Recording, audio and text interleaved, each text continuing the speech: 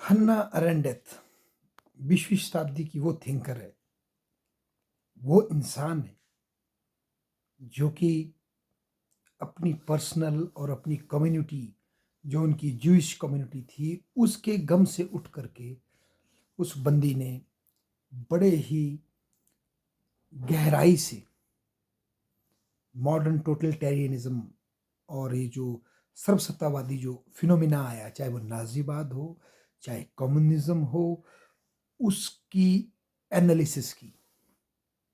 और उनकी एनालिसिस इतनी नंगी थी, इतनी क्रूड थी, इतनी खतरनाक थी कि जो नाजिज्म के विक्टिम जो ज्यूज थे, उसकी उनकी अपनी कम्युनिटी के वो उनके दुश्मन हो गए कि ये बंदी बोल क्या रही। क्या ये बंदी ये बोलती है कि हमारी जो पीड़ा है, हमारे साथ जो हिटलर ने किया, क्या उसमें हमारी गलती थी? या जिन्होंने हम पर टेरर किए, अत्याचार किए, क्या वो इनोसेंट लोग थे? उनको इतनी नफरत हो गई थी अरंडत से। पर वो लेडी बड़ी बेवाक थी, बड़ी ही वीर थी और सच को सच बोलने की क्षमता रखती थी। और इसीलिए उनका एनालिसिस टोटलिटेरियन की उत्पत्ति को अंडरस्टैंड करने में बहुत ही मील का गहरा पत्थर है। उनके पॉलिटिक्स के संदर्भ में जो विचार हैं, पॉलिटिकल एक्शन के संदर्भ में जो उनके विचार हैं, पॉलिटिकल थ्योरिस्ट के संबंध में जो उनके विचार हैं, वे अद्भुत हैं। हर एक पॉलिटिकल साइंस के स्टूडेंट को, पॉलिटिकल थियोरी के स्टूडेंट को उस लेडी को पढ़ना पड़ेगा। तो वो बोलती क्या है ब्रीफ में? वो ये बोलती है कि जो नाजिज्म में जुल्म किए गए आम आदमियों के ऊपर, वो किसी हैवान ने नहीं किए। वो कुछ हैवान नहीं आए दुनिया के जिन्होंने इकट्ठे होकर के हैवानियत जर्मनी में की, बल्कि वो ऑर्डिनरी लोग थे, साधारण लोग थे, जो कि अपनी प्रमोशन के लिए, अपनी लीडर के आदेश की पालना के लिए, अपने आप को किसी पर्सनैलिटी से, किसी विचारधारा से लिंक करने के लिए उन्होंने ये सारे कांड किए, जबकि वो परफेक्टली ह्यूमन आदमी थे, नॉर्मल आदमी थे।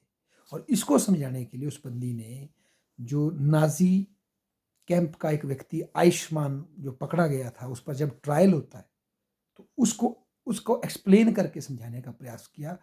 और ये बताया कि जिस आयुष्मान को लोग सोच रहे थे कि ये कोई महान दैत्य होगा, क्रूर व्यक्ति होगा, बेसिकली वो तो बहुत ही एक डक्टाइल और बहुत ही ओबीडियंट टाइप बंदा था, जो कि अपनी आइडेंटिटी को अपने बॉस नाजिज्म से और हिटलर से जोड़ रहा था। और उसको लगता था कि ऑर्डर फॉलो करने से वो समाज में कुछ अपने स्तर को ऊपर उठा सकता।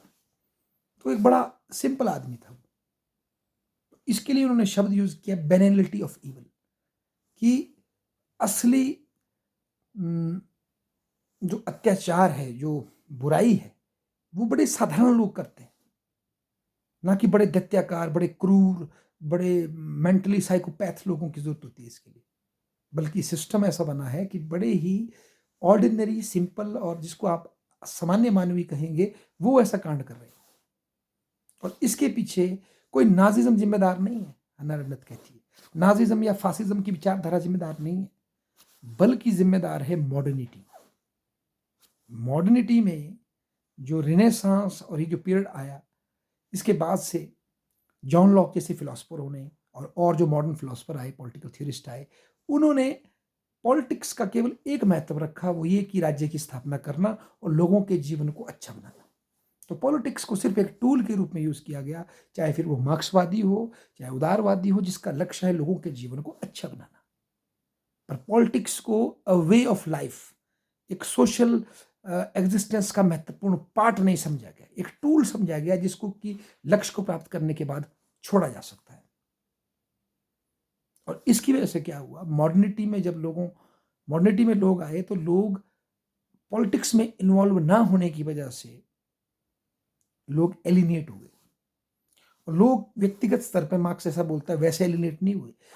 वो अपने ग्रुप एक्शन में, जो एक पॉलिटिकल एक्शन एक कम्युनिटी में लोग करते हैं, उससे मॉडर्निटी में लोग एलिनेट हो गए, ऐसा हन्ना अरेंडेथ बंदी बोलती है। अब बंदे के पास दो ही काम है, हन्ना अरेंडेथ बोलती है। एक है कोई धंधा ढूंढना है, कोई कोई जॉब ढूंढनी है और काम करना है, फिर रेस्ट करना है, खाना है, पीना है, सेक्स करना है, अपने बाल बच्चे, अपनी फिजिकल नीड पूरी करनी है, फिर काम करना है। और वो जो काम आप कर रहे हैं, जो दिहाड़ी आप लगा रहे हैं, जो बिजनेस आप कर रहे हैं, वही आपकी आइडेंटिटी है कि भाई साहब आप हो कौन। मैं टीचर हूँ जी। अपने धंधे को ही हम अपना अपना आइडेंटिटी बता रहे हैं। तो जो एक हमारा सोशल एग्जिस्टेंस है, जहाँ हम पॉलिटिकल एक्शन करते हैं, एक सिविक एक्शन करते हैं, उससे हमारा संबंध टूट रहा है और खाली महसूस कर रहे हैं उसकी वजह से। और ऐसे में कोई भी बड़ी आइडेंटिटी जो कि स्ट्रक्चर की जाती है, जो कि मैन्युफैक्चर की जाती है, लोग उसके चंगुल में फंस जाते हैं, क्योंकि वो अपने को, अपने पॉलिटिकल ग्रुपिज्म को, अपनी पॉलिटिकल कॉन्शियसनेस को एग्जर्ट करने का साधन ढूंढते हैं ऐसे में, जहाँ की वो सिर्फ फिजिकल और मतलब बायोलॉजिकल और वर्क तक फंस के रह गए। तो ऐसे में वो एक और आइडेंटिटी ढूंढते हैं, जो कि पॉलिटिकल आइडेंटिटी, जो कि ज़रूरी है, पर क्योंकि पॉलिटिक्स को नॉर्मल लाइफ से एलिनेट कर दिया गया है, पॉलिटिकल एक्शन को, और पॉलिटिकल एस्पेक्ट्स पे थिंकिंग का ठेका प्लेटो की तरह, जो उसको बोलती है ढक्कन, जो कि केव में जाकर बैठ के बंदों को बोलते हैं, वो पॉलिटिकल थिंकर है, जो कि किसी कमरे में जाकर बैठेगा, ना कि समाज के बीच में रहकर, पॉलिटिकल एक्टिविटी के बीच में रहकर, लोगों से इंटरेक्शन करके पॉलिटिक्स को अंडरस्टैंड करेगा और फिर एक्शन भी करेगा और उसको थ्योराइज भी करेगा। तो ये जो पॉलिटिकल इंस्टीट्यूशन के बारे में जो मॉडर्निटी में जो चिंतक हैं, उनको यूनिवर्सिटियों में बंद कर दिया गया है, और वो political aspect, practical political aspect से जुड़े हुए नहीं है, वो यूनिवर्सिटियों के टावरों में बैठे हैं। तो वो जिम्मेदारी उनको दे दी सोचने की। और जो समाज में जो लोग जी रहे हैं, वो यंत्रवत जी रहे हैं, क्योंकि मॉडर्न पॉलिटिकल सिस्टम ऐसे ऑर्गेनाइज किया गया है कि मैक्सिमम लोगों का काम सिर्फ कंसेंट देना है, वोट डालना है, बाकी काम स्पेशलिस्ट करेंगे, बाकी काम नेता करेंगे। और ऐसे में लोगों की जो पॉलिटिकल बिलोंगिंगनेस है, जो पॉलिटिक्स ने जो उनको इनलाइवन करना था, उनका नॉलेज बढ़ाना था, उनको अवेक करना था चेंजेस के प्रति, वो बंद हो जाता है, और वो नींद में रोबो की तरह चल रहे हैं। और ऐसे में इन भोले भाले रोबो से आप जो मर्जी करवा लो, अगर आइडियोलॉजी कामयाब हो जाती है। और उसके शब्दों में, अन्नत के शब्दों में, टोटलिटेरियन का इज्म का मतलब है आदमी का आदमी पर कंप्लीट कंट्रोल, उसके सही और गलत सोचने की क्षमता को भी खत्म कर देना, बल्कि व्यक्ति को यंत्रवत कर देना, कि वो सिर्फ मशीन की तरह काम दे। कि आयुष्मान को काम दिया था कि जो व्यक्ति उसके सामने आए, उनके मौत को साइन करे, जाइए जी आप मरिए। तो वो उनसे दुश्मनी नहीं कर रहा, बल्कि वो सिर्फ उनको एक चीज के रूप में समझकर ऑर्डर की पालना कर रहा है। ये हन्ना अरेंथ हमें बताती है। वो बताती है कि आज के वक्त में जरूरत है फिर से पॉलिटिक्स को जीवन का महत्वपूर्ण हिस्सा बनाने की। पॉलिटिक्स को एक्सपर्ट्स पे नहीं छोड़ा जा सकता।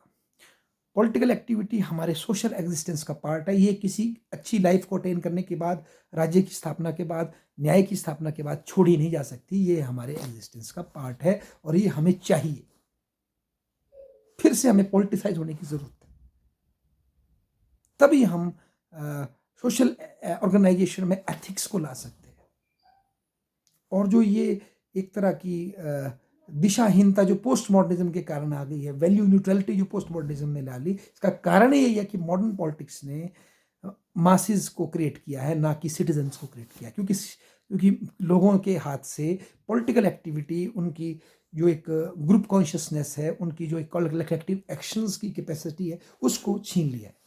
उनको पैसिव वोटर के रूप में कन्वर्ट कर दिया, मास बना दिया, कंज्यूमरिस्ट बना दिया है, और एक प्रोफेशन से जोड़ के इनको लिमिट कर दिया। पर उनका जो पॉलिटिकल जो उनकी कॉन्शियसनेस थी, सिविक कॉन्शियसनेस थी, उसके लिए स्पेस नहीं।